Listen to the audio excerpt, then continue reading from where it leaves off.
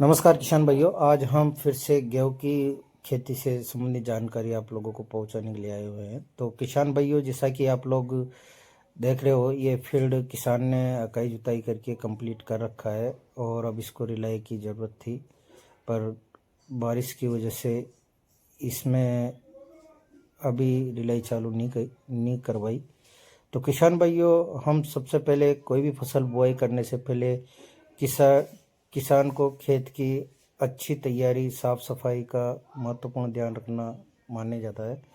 और कई लोग गेहूं की बुआई के लिए ज़मीन के अंदर सिंगल सुपर फास्फेट का प्रयोग करते हैं और उसके साथ में जो दाल वाला सल्फर आता है उसका भी प्रयोग लेते हैं। तो किसान भाइयों, ये करना ज़रूरी है। अगर हम लोगों को अगर अच्छी उत्पादन लेना है तो अच्छे उत्पादन के लिए हमें कई सारी चीज़ों को मद्देनज़र रखते हुए बात करते हैं। तो सबसे पहले ज़मीन की तैयारी और उसके बाद में उन्नत बीज, जो उन्नत किस्म के बीज का चयन करना, देन उसका उपचारित करना। अगर आपके खेतों में दीमक की या अन्य प्रकार की समस्या आती है, जैसे दीमक हो गया, उकटा हो गया, इस प्रकार की समस्याओं का सामना करना पड़ता है, तो उन चीज़ों के लिए हमें खेत को बहुत पूर्ण तरीके से तैयार करना बेहद ज़रूरी है। जिसमें जैसे कि आप लोग सुपर की बुआई के पहले उड़ाई कर देते हो या फिर छिट्टा मार के प्रसार के टाइम पे डाल देते हो। देन गेहूं की फसल की बुआई, जो बीज की बुआई करोगे, उसके साथ में आप डीएपी का चयन करते हो। तो किसान भाइयों, इन चीज़ों को साथ में हम किस प्रकार से अधिक पैदावार ले सकते हैं, क्योंकि क्या है, पहले के टाइम पे तो लोग गोबर की खाद का प्रयोग किया करते थे, पर आज के समय पे गोबर की खाद गिने चुने लोग ही प्रयोग में ले पाते हैं, क्योंकि जानवरों के अभाव की वजह से कोई आप लोग गोबर की खाद की जो प्रचुर मात्रा खेत के अंदर डाली जानी चाहिए वो नहीं डाल पाते हैं।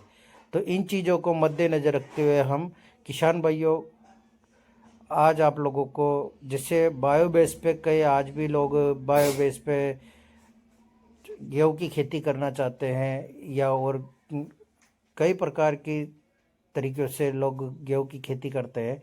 तो इन चीज़ों के लिए हम क्या करेंगे, जिससे माइक्रोराइजा आपको, अगर मार्केट से लेकर अगर माइक्रोराइजा को आप प्रसार में या गेहूं की बिजाई के साथ में मिला के डालते हो, तो इससे आपके कई सारे फायदे देखने को मिलेंगे। जिससे आपकी फसल के अंदर, जैसे मान लो माइक्रोराइजा आपने डाल दिया, तो जड़ों का पूर्ण विकास होगा और पौधा भी शुरुआती दौर से अच्छा तंदुरुस्त रहेगा, जड़ों का विकास ज़्यादा होगा और गेहूं की फसल भी अच्छी ताकतवर देखने को मिलेगी।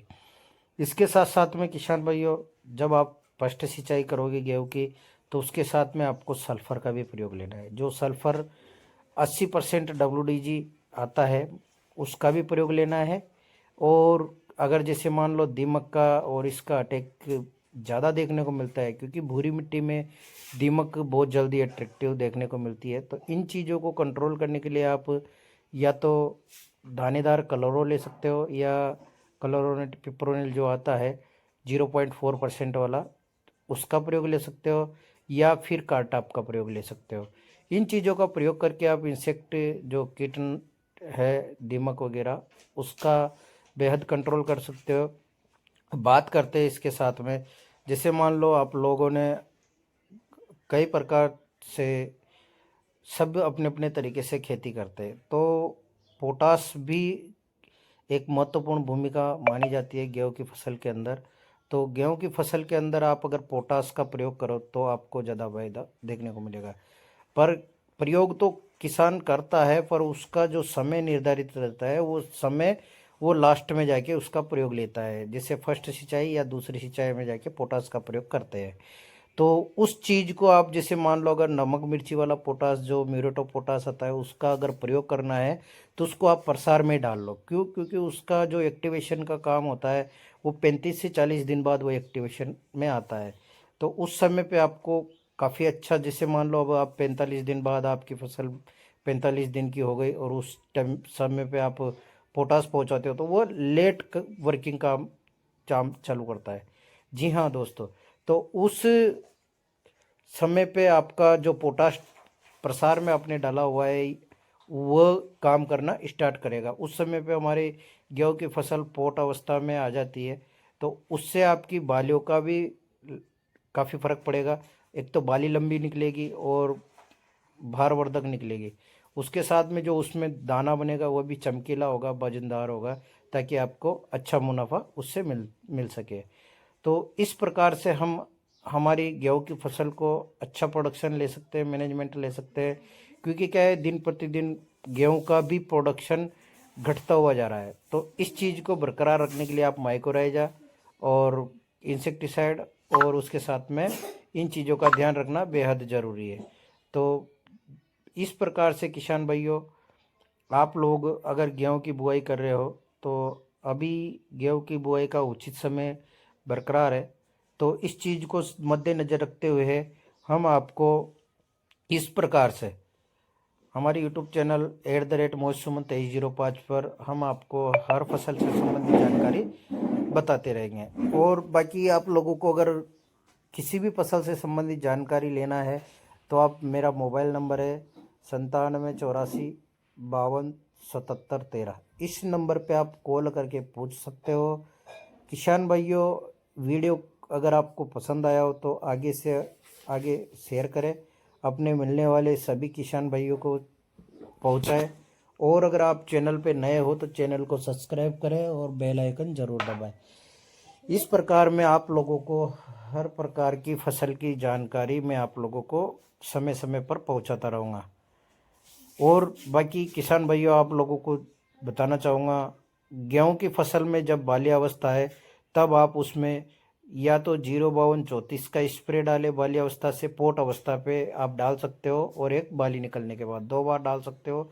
और एक आप जब बाली निकल जाए तो 0050 का स्प्रे जो आता है NPK, उसका ज़रूर करें, जिससे आपकी गेहूं की फसल जो है काफ़ी अच्छी और भारवर्धक होगी, अच्छी होगी, पैदावार भी अच्छी निकलेगी।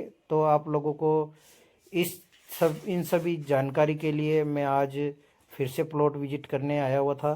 तो धन्यवाद किसान भाइयों, बने रहिए। मैं अगले वीडियो में आपको और अच्छी प्रोसेस, जैसे गेहूं की सोइंग हो जाएगी देन उसके बाद में भी आपको वीडियो क्रिएट करके और अपना अच्छा रेफरेंस आप लोगों को शेयर करने की कोशिश करूँगा। धन्यवाद साहब। जय जवान जय किसान।